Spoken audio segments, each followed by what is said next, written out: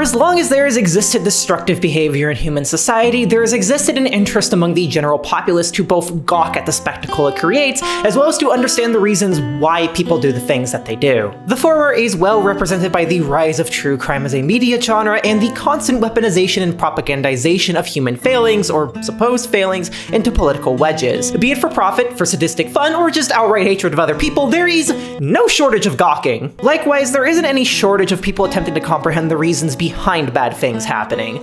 As social animals, I think we have an innate desire to understand those we see as fellow people. When they make mistakes, we want to humanize them and see those mistakes as momentary errors rather than what defines them. This is good in theory. Nobody should be defined by outlying moments in their lives, but the ideas of who we're willing to forgive and who we consider people are heavily influenced by social biases we're taught all throughout our lives. While there are plenty of people doing the work of dissecting the morality and causes of human actions from complex systemic perspectives, like abolitionists feminists, it still seems far more common for people to either take the morbidly curious spectator approach and consume tragedies like Netflix series, because they are now, or to do what mainstream news outlets do and paint sympathetic pictures of people who committed horrible acts, showing us that they're really just poor, lost souls who did bad things because the world is mean/unstoppable forces influence them. Structural forces are only acknowledged by the vast majority of people insofar as it allows groups and people to dismiss the responsibility of individuals and their actions, and frame what happens as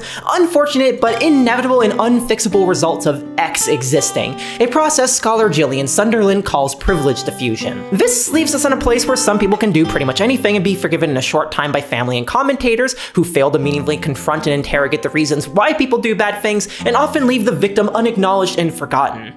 At this point, 2 minutes into the video, the pornographically woke among you might be asking, if that's great Amelie Doree of YouTube.com and the other voices in her head that make up the entirety of her person, but what does this have to do with a game where a guy gets a handjob on a bicycle?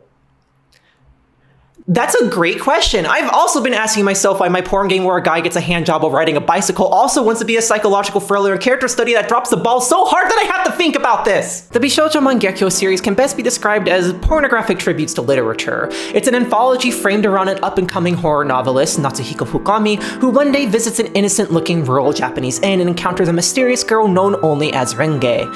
In her possession is a kaleidoscope capable of showing people visions in the fantastical worlds, and his desire to know more about them and Renge herself leads Natsuhiko to visit the inn over and over and over again. Each visit, documented throughout the first 4 or 5 entries in the main series, acts something like a piece of distorted genre fiction, usually of heavy and obvious tribute to certain authors. The original title is a comedic love letter to gothic romances with a dash of Nabokov, the second is a story of lost childhood lovers reconnecting, the third is like if Isaac Asimov wasn't a coward and put bisexual robot sex into his best works, and the fourth is a psychological drama about family abuse and femboys. I've already covered the first and third entries and intend to talk about the fourth eventually, but the second is one that I never felt particularly motivated to play due to a friend of mine saying it's mid. But in search of something short and interesting to play for a video, I decided to boot it up and see if it was the nothing to talk about kind of mid, or the fucked up in a bunch of fascinating ways type of mid.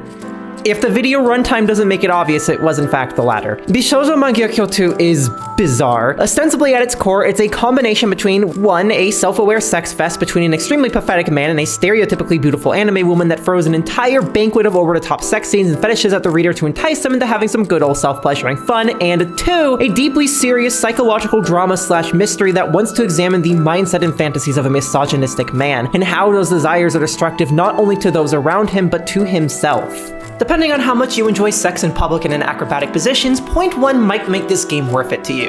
Point 2, however, the hook and core of this story that allows point 1 to exist is what I want to focus on in this video, because it has wormed itself into my brain. The story comes so close to realizing its full potential, so close to making this game into a legitimately fascinating examination of how so many men are broken and the consequences that result from that, only to not just drop the B-ball, but slam dunk it into the nether realms. But let's take a step back. What is a Bishoujo Mangekyou 2? The opening segments show us a childhood flashback where the protagonist, Akihito Kanzaki, ventures out to the woods with his childhood best friend and love interest Shizuku Sawatari in order to plant a forget-me-not. They're average and sweet kids, though very overambitious in the way that kids are, managing to get lost in the woods late at night before eventually stumbling across a lake with a flower bed. After planting the seed and taking a rest, the two wake up next to each other the following day, surprised to find the flower they planted had already begun to grow. The beauty of the sight leads the two of them to happily profess their love love for each other, swearing to never forget the moments they shared and promising to always be with each other. It's an idyllic romance scene, and in Akihito's words, it was the happiest memory of his life. But that was many years ago, and for over 2 years now, seemingly since the start of high school, they've become separated for reasons that Akihito can't remember, transforming him into a jaded man who believes all of her kindness was a lie and that her promises meant nothing. Not a single one of his letters to her has ever been answered, and in his despair, he spent months laying in bed, doing nothing but becoming ever more bitter about the world. Until one day, Shizuku suddenly reappears, and everything in his life changes in a way he never could have expected. And there lies the basic premise of Bishoujo Mangekyou too. It's the psychological profile of a young man struggling with someone he cared about disappearing from his life, and the mystery that surrounds it. Why did they grow distant? Why can't he remember anything? Why did she suddenly come back? It's a good premise, and the game immediately builds on it in an interesting way by throwing us right into the thick of Akihito at his absolute worst. The first scene of the story after the prologue is Akihito writing an unnervingly desperate letter to Shizuku, only to throw it away and start angrily thrashing around in his room. What's between this and Shizuku's reappearance is an exploration of where his mental state is, and particularly his sentiments towards her. We get bombarded with Akihito simultaneously mourning the lack of contact with her and also being intensely misogynistic about her, thinking of her as a lying bitch that used him for her own nebulous emotional gains without even having a clear rationale for why she would do that. It's typical women bad ramblings, but what takes us from being insufferable and unhinged to insightful and unhinged is what's between the lines. Outside of the regular complications of being a young adult like growing distant from friends, Akihito also struggles with a debilitating heart disorder that prevents him from participating in a lot of regular activities, and a broken family that may have split apart precisely because of his disorder, maybe also the fact that his father has a pachinko addiction, and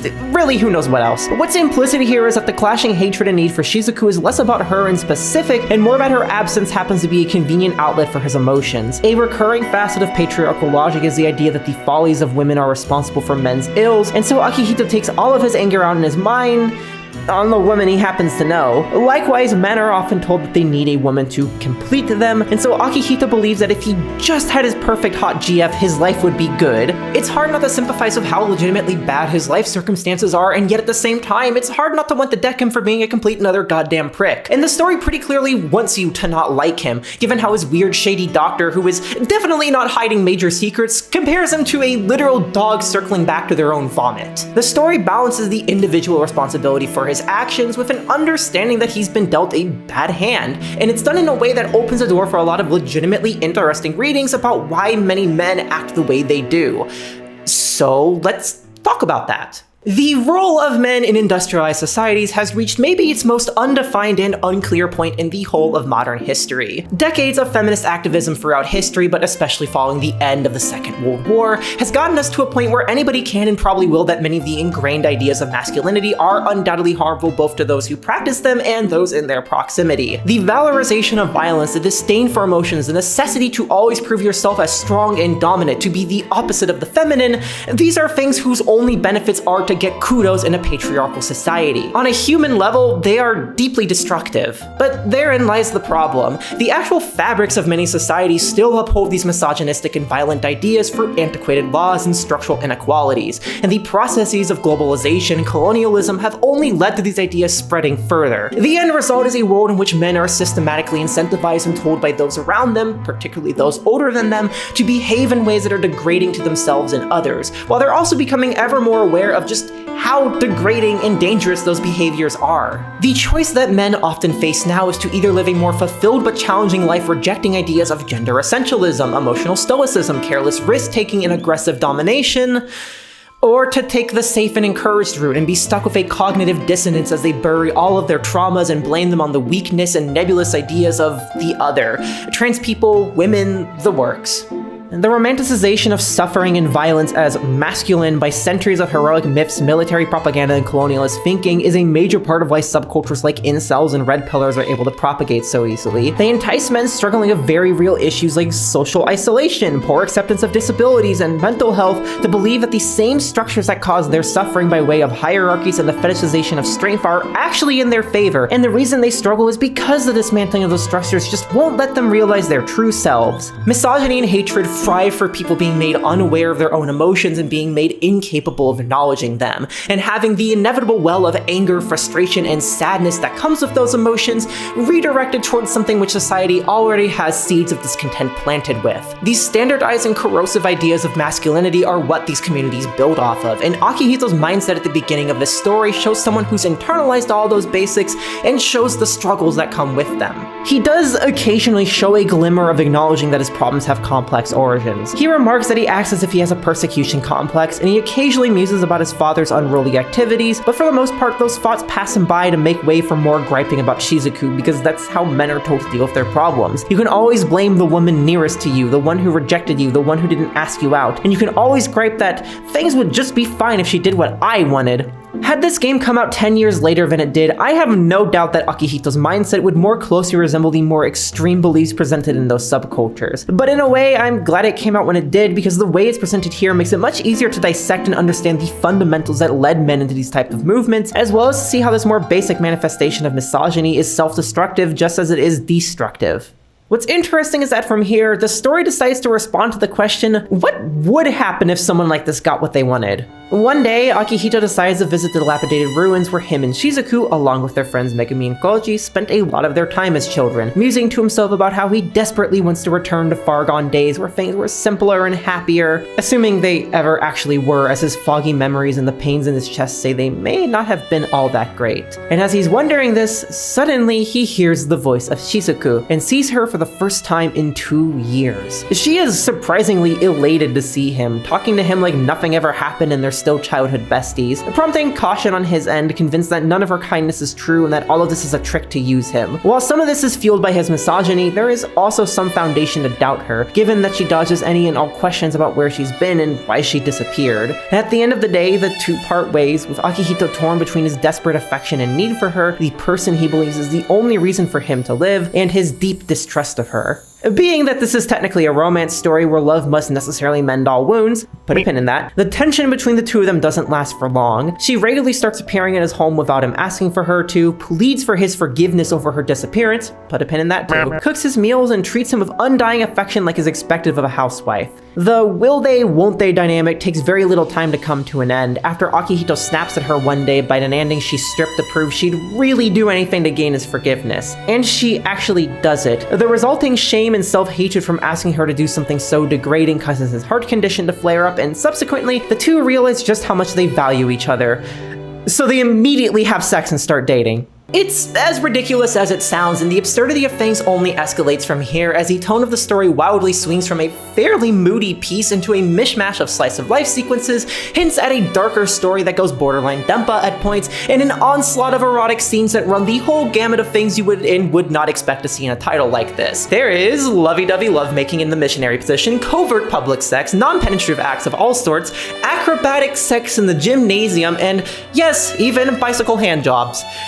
I just have to comment on really quickly as a motorcyclist and occasional bicycle rider, please for the love of Christ don't have sex on a two-wheeler. I don't care about indecent exposure, I just think that's a quick way to get your ribs broken. But what makes this part interesting in the context of Akihito's character is the sudden shift in his outlook on life without his core changing. Entering a relationship with Shizuku makes him go from a misanthropic sad sack to someone who has genuine hopes, who puts effort into doing things like going to school, and who actually socializes. Him having what he always wanted, what he seems to believe he is owed, brings him joy, but none of his critical flaws actually go away. The clearest manifestation of this is how his feelings towards her shift from I am owed her and the world is not fair for refusing to give her to me, to she is mine and I won't let anyone else have her. He constantly refers to Shizuku using possessive terms, shows visceral disgust at the idea that anybody else could have touched or seen her naked body, and is almost functionally incapable of managing himself and his emotions without seeking comfort from her. It's a kind of protective instinct that goes well beyond wanting to keep a loved one safe, and into purity fetishism mixed with a denial of individual agency. You would think that Shizuku would be uncomfortable with all of this, but it's actually the opposite. She plays the role of the perfect, pure girlfriend, the ideal wife-mom figure, to the extent that she doesn't have any personality outside of that. She's docile, loyal, chaste, and pure, yet with a hidden lewd side, and always acts as a cheerful, emotional anchor whenever Akihito needs it. The dynamic that the two share feels exactly like what a sad, misanthropic man would imagine a life-changing relationship to be. It's something frictionless with not even a hint of desire for anyone but the chosen partner, where the man is free to be unwell and insecure while the woman is always there to cater for him, with sex being the key conduit where those insecurities and difficulties are manifested. Akihito is almost incapable of going 5 seconds without asking Shizuku for something to reaffirm the relationship and make him feel comfortable, which quickly reaches the point of parody. The bicycle sex is, funnily enough, the least egregious example because that's one of the rare cases where Shizuku is dominant and Akihito just wants to focus on his fangs. For the most part, he's constantly looking for excuses to put his dinghy in regardless of whether or not it makes sense or be safe or legal to do so. Loud sloppy tit fucking on the beach? Why not? Piss play in the school restroom? Go for it. You can have it. It's my treat. The pedestal that Akihito puts this on in his mind, like this is what the apex of a relationship is, shows just how shallow his view of romance is, and indeed how shallow the very concept of what a desirable relationship is in accord with patriarchal ideals. For all of the talk of equal responsibility in different roles, of caring for one another through thick and thin, the true expectation and common reality is that women have to shoulder all of the emotional burden simply because that's their job, while the men, optionally, go off and work a busy life under the presumption that that will make them happy. This type of relationship is unfortunately very common, and it is deeply unsustainable. I've taken on the woman's role in this type of situation more than a couple of times in the past, and it is completely and utterly soul draining to be expected to dedicate all of the time and energy necessary to pick up other people's slack so they can focus on their life pursuits at a leisurely pace, while also having to somehow find time for your own pursuits. Relationships need balance in all aspects. But what I find interesting about seeing this from Akihito's perspective is how it reveals that this isn't really healthy for the person who would theoretically be benefiting either. Shizuku's docility and omnipresence provides him an illusion of joy and wellness that mask his core anxieties and corrosive beliefs, but he's still quietly suffering because of them. They will eventually resurface, and it's going to be worse for everyone, because he's going to be sacked with not knowing why he feels like shit despite having everything he's supposed to have to live a good life. Let me put it another way. A man with a Lamborghini and $1 million who spent his entire life buying into doctrines about hard work and emotional suppression is probably happier than I was as a broke-ass 20-year-old in a shitty relationship, but he still cannot run away from the fact that he is probably a supremely depressed person hiding all of his suffering behind objects and relationships that society told him should make him happy. While patriarchy definitely benefits certain groups over others on a material level, on an emotional and human level, the social structures are prejudiced against everybody, just to different degrees. And I would argue the different levels of material benefits and prejudice have a lot of correlation with who is most likely to confront the reality and when. As a trans woman who spent most of her life in abusive situations and lived with extremely poor income for many years, I had an easier time realizing that I was not happy than our semi-fictitious Lambo man probably ever will. But I can't say that either of us would ever be truly fulfilled or content people in our current socioeconomic system. I've just suffered enough to know that fighting for a better system is not optional, it's a necessity. This analysis becomes even more poignant when you consider where the story ultimately goes by the end, because after this part with its onslaught of sex scenes, everything kicks into high gear with some very fascinating recontextualizations that serve to deepen these readings. It's just a shame that, 1, the game throws everything it was going for into a vortex at the last twist, and 2, getting to that point is a slog. It's important to understand that all the praise I've just given is based on tiny little story fragments that are given over the course of 3 hours in between said onslaught of sloshy sex shenanigans. And conceptually, I don't have any problem with this. I have spent a lot of my internet career defending games that are primarily sex, and that includes the titles directly before and succeeding this. Bishoujo Mangekyou is a wildly self-indulgent series that freely switches between light and dark tones, and the first and third entries use those wild swings to achieve an equilibrium that works in their context. They know that their audience is either here just for the sex and will ignore everything else, or that they have the same brainworms as the author. Theoretically, Bishoujo Mangekyou 2 should be the same. The slice of life is fun with the shenanigans that Shizuku, Akihito, Koji, and Megumi get up to being entertaining to watch. The hints at what's happening in the plot are captivating, and like the rest of the series, the sex scenes can be pretty erotic if not just on the basis of Hapopi Jean's artwork being goddamn gorgeous. Also, the voice acting is good too. But the story flip-flops with such abandon that at no point does it feel like it actually coheres. The plot is either going to interrupt your goon sesh or the plap plap plap is going to interrupt your drama. Given this, whether or not it's worth going through the game to get to the interesting points is debatable. I don't think I'd recommend it to most people, but I do think the questions and ideas it ends up proposing give a lot to chew on and examine, even if it's not always for the best reasons. So before I discuss this all and get into spoiler territory, I'd like to take a quick break to thank the people and sponsors who support this channel. I promise it is worth sticking through, because the back half of this analysis will be just as fun as it is angering.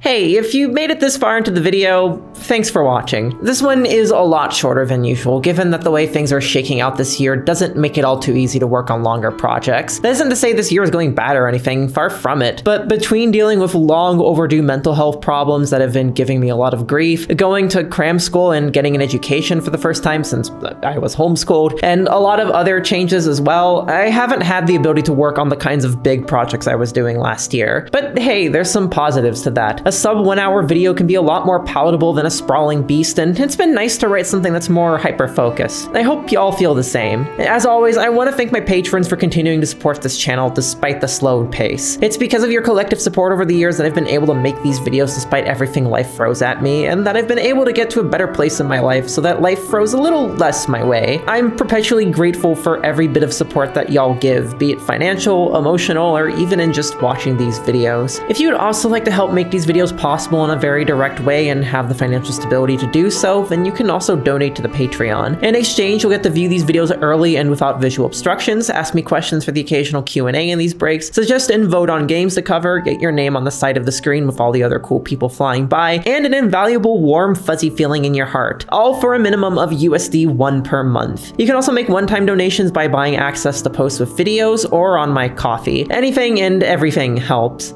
And if you don't wanna, that's totally okay too. I'm grateful for any kind of support. There's no pressure to donate or anything like that. I just hope you've been able to enjoy this video and the other ones. And hey, speaking of things that are enjoyable, warm, and sometimes even fuzzy depending on the quality of your audio setup, I'd like to take a minute or so to thank the sponsor of this video, Very Okay Vinyl. If you haven't heard of them yet, then I'm happy to introduce you to the coolest folks doing vinyls of game soundtracks and things closely related, like Vocaloids and VTubers. Based out of Ontario, Canada, Very Okay Vinyl has been releasing banger after banger for over 5 years now, and some of their most famous releases include Cyanout and Signalis, which are absolutely gorgeous and wonderful prints, and they have had a string of awesome titles recently, including Night in the Woods, Analog A Hate Story, Future Human by Essel Fortium, 1000 Times Resist, Pseudo Regalia, and way more. Like, take a look at this! So if you have a turntable and want some great tunes to throw on it, which also look amazing on the shelf by the way, and often come in these super gorgeous limited edition discs, then head on over to veryokvinyl.com and grab some records while supplies last, because each release is limited. Now, with all that said, thanks to everyone again, and let's get back to the show.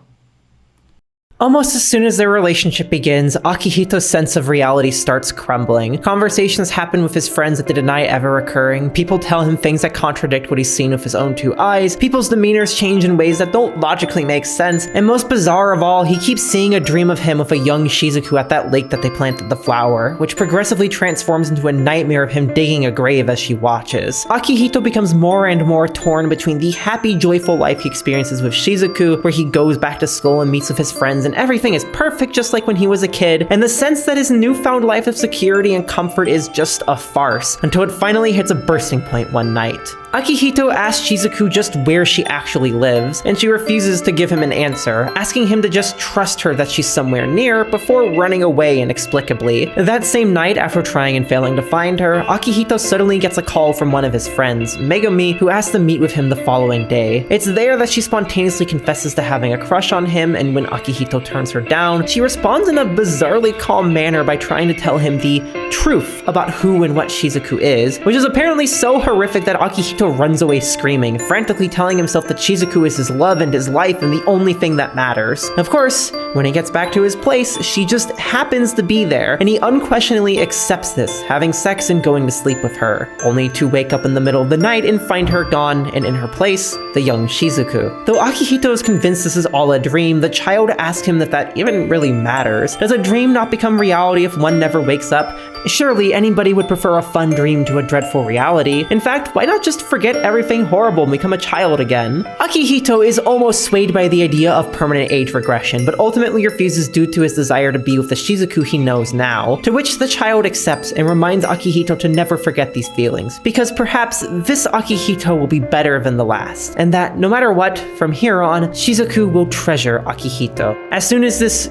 dream ends, Akihito gets a call from his best friend Koji, who, like Megumi, asks to meet with him and talk about something important. It's here that Akihito is finally told the truth about who or what Shizuku is, and part of why Akihito's reality has been so fragmentary. Koji takes Akihito to a graveyard to show him the truth that he's refused to face, that for 2 years now, Shizuku has been dead, killed in a tragic stabbing, and this entire time, Akihito has been in a shock, stuck between an imagined reality and reality itself due to the trauma of the event. Akihito refuses to accept the apparent truth of the situation, leading Koji to knock him down and hold him by the cuff in anguish, desperately wishing that his friend would snap back to reality and come back to him. Megumi, rushing in just in time, manages to break up the fight, but Akihito doesn't stay long with them. Something tells him that the lake he's been seeing in his dreams, the same one in which he and Shizuku planted the forget-me-nots together, holds the truth to this all. And indeed, there lies a sheathed knife, with his initials engraved on it. Given what Koji said, and some sudden flashes of memories of the moment at this field where Shizuku begged him not to hurt her, Akihito can no longer deny the possibility that Shizuku truly is dead, and he is the one responsible. But that's assuming that everything leading up to this has been true, because after Akihito makes a sudden visit to his doctor, he doesn't respond to all of this with shock, but rather calls into question the logic of everything up to this point. For example, what happened with Shizuku moving? Does he know where she lived before that? Has he thought about why his letters never made it to that address, or why none of those letters ever seemed to exist? Furthermore, has he noticed that his heart disease disappeared during all the sexcapades? Does he remember when he started going to the doctor for it? There's a mountain of inconsistencies and holes in the story that we've been seeing through his eyes, and as the doctor tells him, quote, "If you don't have the courage to remember this, then you won't be able to decide what is and isn't true," unquote. And so Akihito, at his wits' ends, accepts an offer of help from the doctor and enters a hypnotic trance where he recalls everything. In his mind, the time where his relationship to Shizuku changed was the beginning of high school. She became an idol almost as soon as she entered the school, while Akihito was left behind as a young man nobody was really interested in. He grew increasingly embittered by hearing the ways people talked about Shizuku, who he considered his Shizuku, at school, how she had no time for him anymore, and how she wouldn't talk of him as her boyfriend. As all of this happened, his relationships with Megumi and Koji changed as well. Koji became more and more occupied with spending time with his band friends, while also beginning to entertain the idea of a relationship to Shizuku, and Akihito, seeking comfort from his frustrations with Shizuku and life in general, began using Megumi as a sexual escape, which she seemingly accepted only because she wanted to be with him. Enraged to the point of smashing everything in his room, screaming about how that kiss meant nothing, about how she broke his heart, Akihito, in a fit of despair, finds his old survival knife and plots to go out on a trip with Shizuku to the old lake with the intent of assaulting her, to make her suffer and steal her virginity that he seems to believe is rightfully his. His memory ends right after the incident, without really knowing if he killed her or not, but everything points to the facts being that he did. Akihito, snapping back to reality, is unable to believe what he just saw, and all of a sudden his heart pain comes back to him, now fully cognizant of everything he's done. But as the doctor says, that isn't really pain, is it? After all, his heart has never been wounded or damaged. It, like everything else in this world, is a fabrication so he doesn't have to face the truth. And that includes the doctor himself, who, as it turns out, is Akihito. Confronted with the truth of everything, Akihito sees no way out but to take his own life in repayment for what he did to Shizuku. It's the only way he can make up for everything he did to her, an eye for an eye, an unforgivable sin.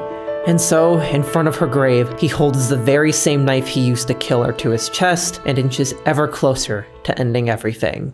Before anything else, I just have to mention that, yes, this entire sequence is absolutely as insane as it sounds. Condensing it probably doesn't do it any favors, but I was still thrown for a loop by how much the story throws at you over the course of an hour, as well as how ridiculous some of the reveals are. Like, I know that I should be taking the reveal of the Doctor seriously, but no, I'm sorry, this is too goofy. But seriously, it's at this point that I want to put a pause on everything, right before the last big reveal that does catastrophic damage to the narrative. Because it's here that Bishoujo Mangekyou 2 reaches its thematic apex and almost manages to deliver on everything it was building up to at this point. The reveal that Akihito is either living in some sort of dream loop world or has been simply hallucinating his life due to his inability to cope with the horrible things that he's done brings the narrative together. Again, at least before the final twist ruins things. Before we deal with what Akihito did to Shizuku, I first want to take things back around to how this recontextualizes the narrative. Not so long ago, I said that the dynamic that Shizuku and Akihito share feels exactly like what a sad and misanthropic man would imagine an ideal relationship to be like. And the use of the word imagine was very deliberate there, precisely because none of their relationship is real. It is the fictionalized ideal of a relationship between a man and an ideal woman, something which is almost exempt from friction, and whenever there is friction, it's up to the woman to deal with it. You can see this in the scene I said to put a pin in, where Shizuku takes the blame for Akihito's anger at her disappearance. In his imagination, he is completely justified in being upset at her to the point of sexual harassment for not fulfilling a childhood promise. And there is no possible way in which he, the man, could have done something wrong that warrants her being upset. He either has to be completely right or completely wrong, and when he's completely right, then it's the women who are the problem. The reveal also makes sense of how Akihito sees Shizuku as a whole. We as readers don't get to actually know anything about her because he's only ever thought of her in a deeply infantilized and simplified way. His vision of her is that she's somebody who can fulfill an explicit desire to live in a time that's simpler and free of troubles. What he wants isn't an actual person with complex emotions and desires, but a surrogate mommy/GF that never complains, is never upset, and has no autonomy of her own. It is a 1950s home appliance advertisement conception of a woman's role in society, and it's a dynamic that unfortunately still plays out constantly. Likewise, the absolutely ludicrous presence of sex in the story now makes sense considering that it's all in the mind of a man who is deeply broken and fractured. Akihito at no point is actually willing to confront the real sources of his pain, like his family troubles or even the structurally violent world he lives under, to the extent that he uses a friend purely as a body to release his anguish. After all, as Bell Hooks writes, quotes,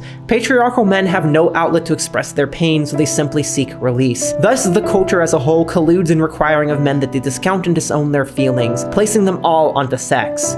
Unquote.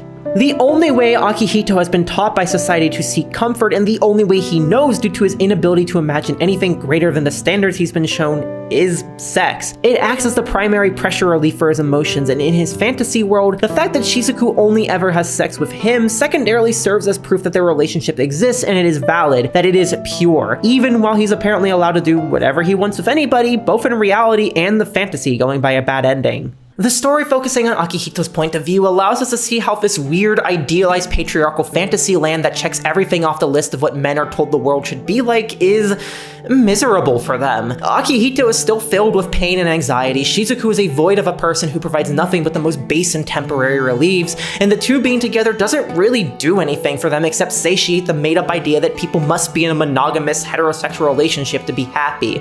It's a relationship that exists merely to fulfill societal obligations, and while that might feel good momentarily, it's incapable of sustaining itself. My point is that if everything went exactly as your average depressed white boy imagined it should, every man gets a woman and the woman is submissive and mommy-like, they wouldn't stop being depressed white boys and the women around them wouldn't really be happy. They'd just be broken people clinging on to predefined rules for a semblance of happiness, roles which obscure the real causes of their pain. This misery has always been the reality for people forced to live in strictly defined roles. However, the fantasy of place, as idealized by political propaganda and popular culture, still appeals to people who are stuck in the patriarchal mindset like Akihito because it promises stability in unstable times. It promises a mythical world in which everything will be okay and is okay so long as people just follow the roles that they're given. It doesn't matter how bad the reality is when sustained, because so as long as it looks appealing and there is some relief when it starts, people will accept it. And this is, for the record, how fascism happens. I don't often see people outside of trans feminists discuss how patriarchy like this is bad for everybody, probably because it doesn't feel correct. It intuitively feels like patriarchy should be exclusively beneficial to men, but as any trans person can tell you, it isn't. Many trans women feel a sudden liberation to express their emotions and be human when perceived as women, and many trans men notice the opposite, that their emotions are expected to be suppressed.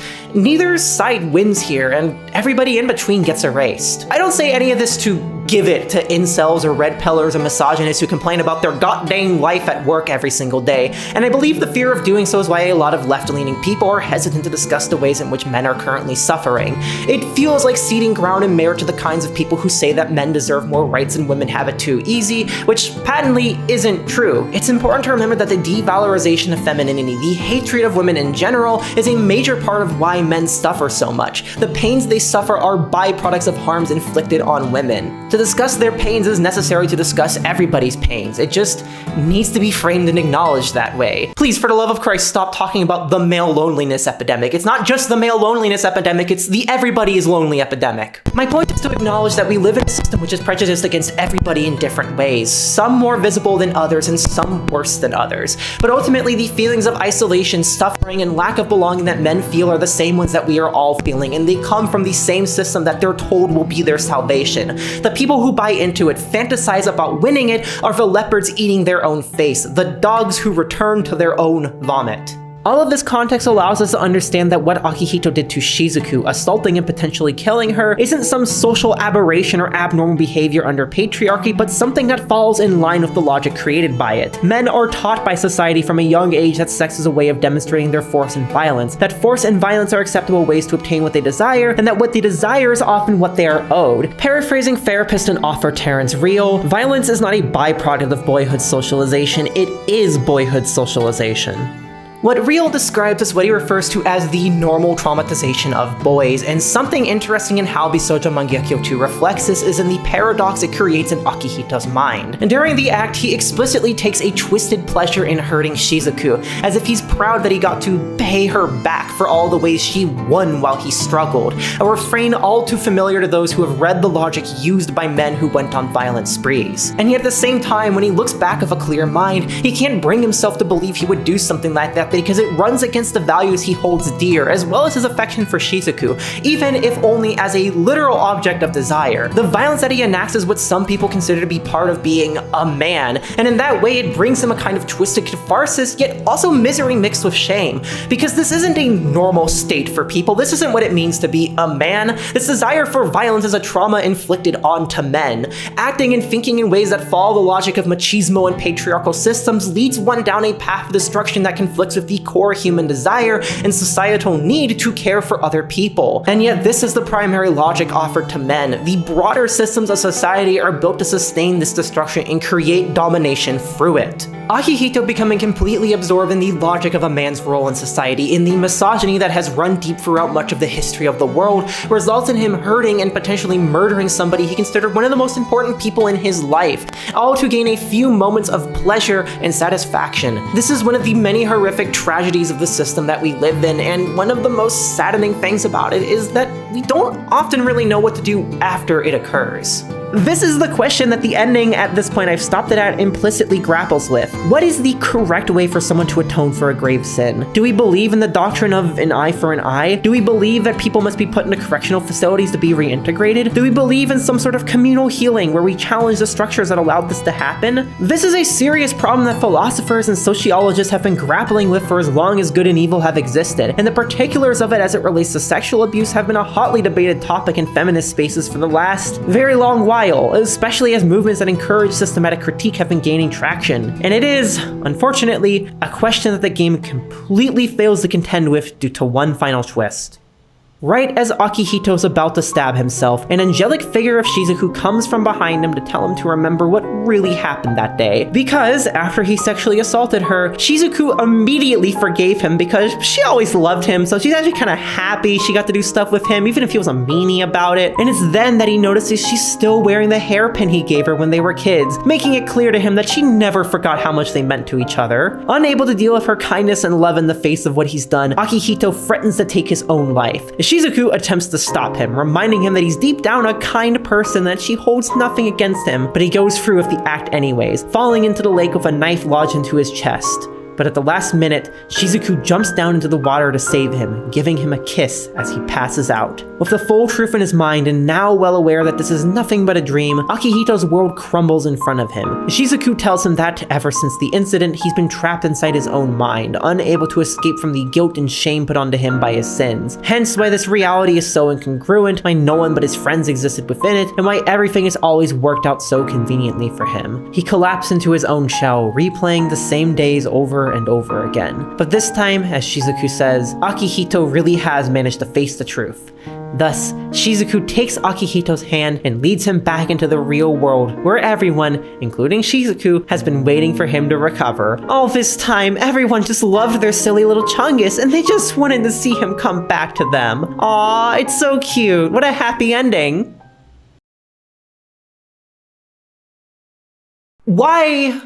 Why, oh dear God, why would you write this? Why would anybody write this? What would compel somebody to write an ending that spits in the face of everything that has been built up to this point? Well, a simple yet important answer for this is something that the other pin has been patiently holding for us. Years ago, in my video on the first Bishoujo Mangekyou game, I discussed the idea of love conquers all. The idea common to romance stories that love is such a powerful force that anything and everything can be forgiven or excused excused through it even when it is improbable. The two characters can treat each other like absolute unadulterated garbage, but if it is a romance novel, then inevitably must be resolved with love in some way or another. This is one of the core bits that the original game plays on. It pushes this to its absolute extreme by developing a parodical relationship between a bratty little vampire and a hilariously pathetic older man of serious ego problems who talks like Humbert Humbert. In doing so, it highlights just how nonsensical this concept is, yet also how enticing it is. I can't deny that there's an innate fun in seeing people get together, even when they're terrible to each other.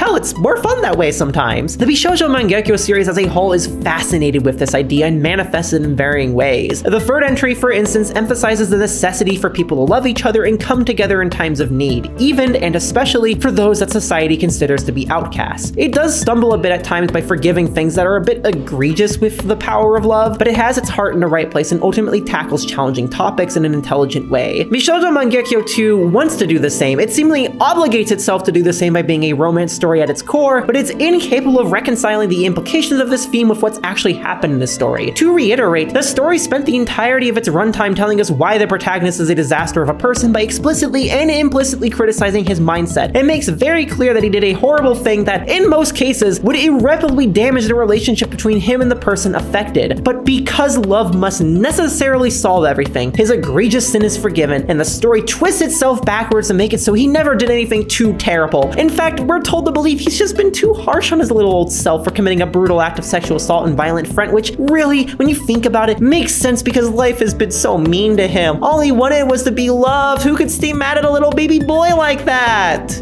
At this point, you probably see why what I was talking about in the intro is relevant, because this story commits the exact same sin that countless journalists and writers in general have been committing for God knows how long when discussing men who do terrible things. It alludes to larger social problems as being motivating factors. It alludes to mental health issues being a serious problem. It alludes to all the things I just spent the last however long discussing, only to chuck it all out the window with an ultimate message that effectively amounts to, it couldn't be helped, because it's just a poor little lost guy. Which really begs the question, did anything I observed before have merit? Was this game ever interested in these ideas? Because it's hard for me to believe that they could have been without basis when the game so explicitly calls out the protagonist over and over and over again, constantly criticizing him and his mindset. It quotes the Bible at him, for God's sake. And yet at the same time, the ending throws it all out the window by giving him a resolution that doesn't really require any character growth. This whole time, Shizuku loved him, he was mean to himself, so he's not made to reflect on the fact that he's still a deeply misogynistic man deep down. Everything is just fine, I guess. This is, morally speaking, repugnant. The idea that something as extreme and traumatic as rape can be instantly forgiven simply because I love him is an absurdity that plays into harmful mindsets surrounding relationships and consent that to this day are used against people to deny that sexual assault ever happened. I have had the idea of you love me so it wasn't rape used against me, and it is intimately tied into the ways in which the existence of marital rape was legally nullified for decades in countries like the UK and the United States, and is still not recognized in many countries, many of which were colonized by those two or other European powers, by the way. This is not to say that people can't forgive people who have sexually assaulted them, nor that love isn't a powerful enough force to allow someone to move past the feelings that assault leaves them with. I don't deny this as a possibility, and indeed, it's something I'm mad the game completely fails to explore by having Shizuku be so agnostic, if not outright happy, about being hurt, because I can easily see a version of this story in which everything is the same, except Shizuku didn't forgive Akihito. This would have led to a legitimately interesting question, and one that the game dodges with this ending. How do you reconcile being abused by someone you care about? Because in our hypothetical versions, Shizuku would still care about Akihito and maybe even have feelings for him. She'd still also be the person that saves him, maybe out of a feeling of obligation to not let another human being die, regardless of what they've done to you. Akihito would also still wake up, only now surrounded by people who have complicated feelings towards him. This is a question I think about a lot because I'm somebody who has suffered a lot of sexual abuse throughout her life, and I've had to respond to the aftermath of those situations in a lot of different ways. There are people who I categorically refuse to forgive because they've been unable to acknowledge what they did, going as far as to deny it because they can't bring themselves to believe that they'd be a person capable of violating consent and sanctity. On the other hand, I've had people make genuine apologies to me, and I don't know if I've forgiven them, but I don't hold hatred in my heart anymore. This is the sad, challenging reality reality that victims of abuse often have to live with. We don't get happy endings where love solves everything. We're such a powerful force that we can move past what's been done to us. Some of us live knowing that there are people who see us merely as objects and have abused us on those basis. And some of us live knowing that there are people who love us and we love them, but did horrible, irreconcilable things that we have to reconcile with somehow. And only sometimes these people take the responsibility that they need to take. Accepting that responsibility is the first step that people who hurt others have to take in order to be able to do anything for the people they've hurt. Which is part of what made me so interested when the ending was aiming towards having Akihito take his own life. Because if the ending didn't chicken out, we would have had to wonder, is that taking responsibility? Should he have taken his own life? Should he have turned himself in? Or would the right thing to do for him be to talk with Shizuku when he wakes, if she's willing, and attempt to sort things out with her on her terms? Personally, I don't see death as a form of atonement, but rather as a finality that prevents someone from ever growing and changing. I also have mixed feelings towards the idea of merely letting the criminal system sort these things out. As criminologist Niels Christie explains, these systems often serve merely to steal conflicts from communities and the people they happen to, leaving their resolutions in the hands of an uncaring state who does nothing to examine the social conditions that allowed such a thing to happen. Paraphrasing him, it reduces the offenders to objects for study, manipulation, and control, and victims to non-entities. The idea of victims as non-entities is something important to discuss because, indeed, you've maybe noticed that I haven't talked much about Shizuku in this at all, and that's because the game never probes at her feelings on this whole matter outside of the very ending, and that's only to say that she doesn't really feel anything at all, other than worry for the health and wellness of Akihito, her little baby Chungus. She is reduced to a literal angelic figure in the story who exists to redeem him, to forgive him. The person who raped her. How somebody would really feel or react in her position is entirely unconsidered, and that is disgusting, yet par for the course. I'm not the only person who's noticed that when horrific crimes happen, it's generally the perpetrators who get focused on. I've seen fan sites, deep dives, essays, and everything in between about some of the most famous serial killers and mass sex abusers in history floating around, often going to great lengths to paint them as people who just struggled with life and couldn't take it anymore. But nothing is said about the victims. And even when something is said about the victims, they are often ostracized, blamed, and thrown to the side. We live in a culture where we are morbidly fascinated by people who do horrible things and the spectacles they create, the stories they tell us about our humanity and our lives, and yet we forget about the humanity and the lives of the people they hurt. We are told to see those people as non-entities, mere objects in tragic tales of human brutality and grotesquerie. We are told to see them as statistics, as numbers that play part of another story. We don't say their names. Not nearly enough. I don't think this game does any better with this ending. If it actually followed through with everything it was building up to this point, if it actually allowed Shizuku to react like a real person and not some stereotype of what people believe a woman should be for a man, then it would be necessary to treat her as an entity, and furthermore as a person. It would have to treat her as more of an object in a story for a bunch of sexual fantasies to be realized, and it would have to contend with what those fantasies say about how Akihito perceives her, and at that, how the players perceive her. But it doesn't, because at the end of the day, it just wants to gawk.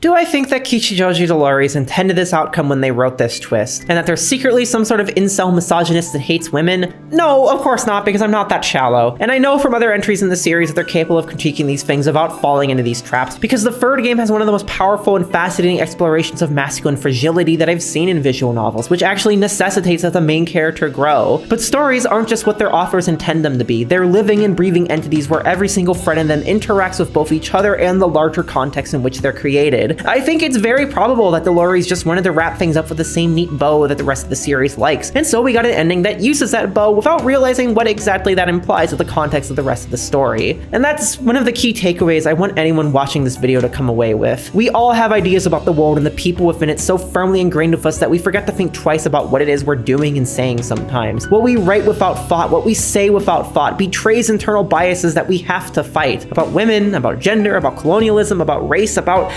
everything. When we stop trying to interrogate these thoughts and stop trying to grow as people, when we believe that we're cured of all of the ills that society bestowed upon us, we end up falling back into these habits and saying the same awful things we want to end. We end up writing stories that try to do good and raise awareness, only to ultimately reinforce some of the most uncomfortable and normalized evils that exist in our modern world. We don't intend to do this, but we do. All of us do. None of us are apolitical, and none of us exist in a vacuum. What I ask of people at the end of this video is a couple of things. I want you to think about who you're willing to forgive and why. I ask that when you see something terrible happen or hear of it, to think of the people who were hurt and who they were, rather than only the people who did that thing. And I ask that you consider why it happened and how it could have been prevented, rather than looking at it as yet another tragedy of the modern world. The truth is that none of the horrible things happening right now are inevitable, and the world isn't doomed. Under our current systems, people will keep suffering, but our current systems aren't eternal. If we understand the reasons why these things happen, then we can do what we can to stop them from taking root in our communities and the minds of the people around us. That way, maybe we can prevent more tragedies. But until then, can we have less sex on two-wheeled vehicles?